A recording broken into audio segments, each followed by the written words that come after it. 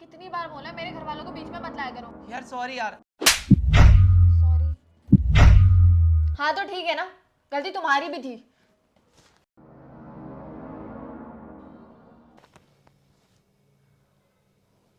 ये क्या कर रहे हो? कहीं जा रहे हो क्या?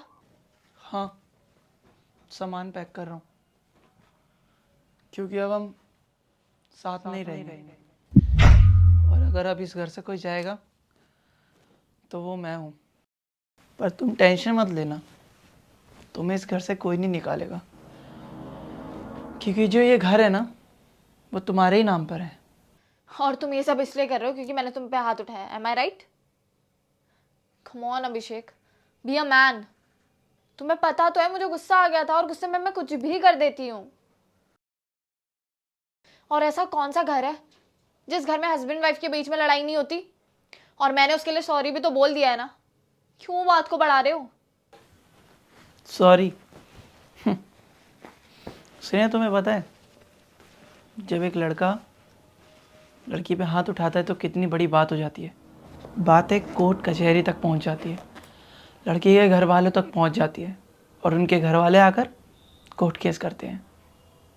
और वहीं कोई लड़की अगर लड़के पे हाथ उठा दे तो बी अ मैन, बस ये वर्ड आता है। स्नेहा, एक पत्नी को अपने पति से क्या चाहिए होता है? इज्जत, प्यार और थोड़ी केयर। मैंने इन सब चीज़ में तुम्हें कोई कमी नहीं छोड़ी, मैंने सब कुछ दिया तुम्हें, ये सब चीज़ें मैंने तुम्हें दी और उसके बावजूद तुमने क्या किया? एक सेकंड में मेरे ऊपर हाथ उठा दिया। क्या तुम्हारे अंदर मेरे लिए बिल्कुल भी प्यार नहीं है, थोड़ी सी भी इज्जत नहीं है?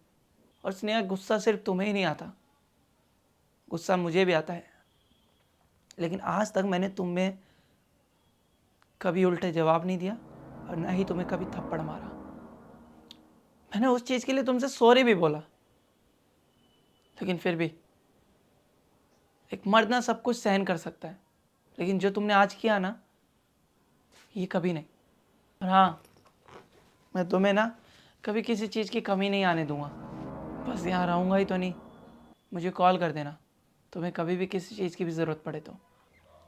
हद है यार अभिषेक, सॉरी बोल तो रही हूँ ना, सुन लो। चलो, मैंने तुम्हें माफ़ कर दिया, लेकिन उसके बाद क्या? उसके बाद मैं क्या करूँगा इस घर में? रह तो मैं फिर भी नहीं पाऊँगा ना, क्योंकि तुम्हारे दिल में तो मेरे लिए थोड़ी सी भी सेल्फ रिस्पेक्ट बची नहीं है।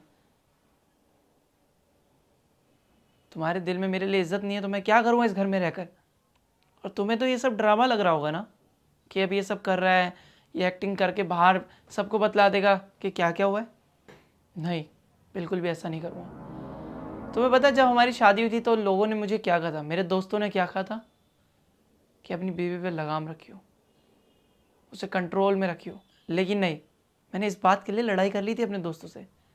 मेरी बीवी जैसे अपने घर में रहती है वैसे ही इस घर में ही रहेगी।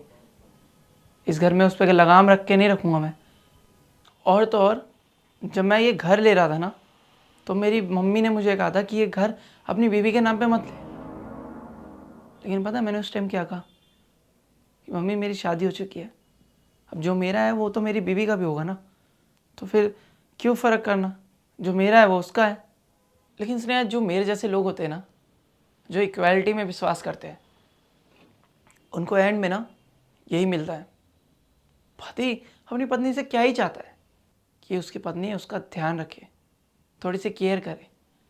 लेकिन ना ही तुमने कभी मेरी इज्जत करी और ना ही कभी मुझे समझा। और हाँ स्नेहा, जब तुम्हें अपनी गलतियों का रियलाइज़ हो जाए ना तो मुझे कॉल कर देना, मैं आ जाऊँगा वापस। लेकिन फ़िलहाल मुझे नहीं लगता कि मुझे यहाँ पे रहना चाहिए अभी, या मैं डिज़र्व करता हूँ।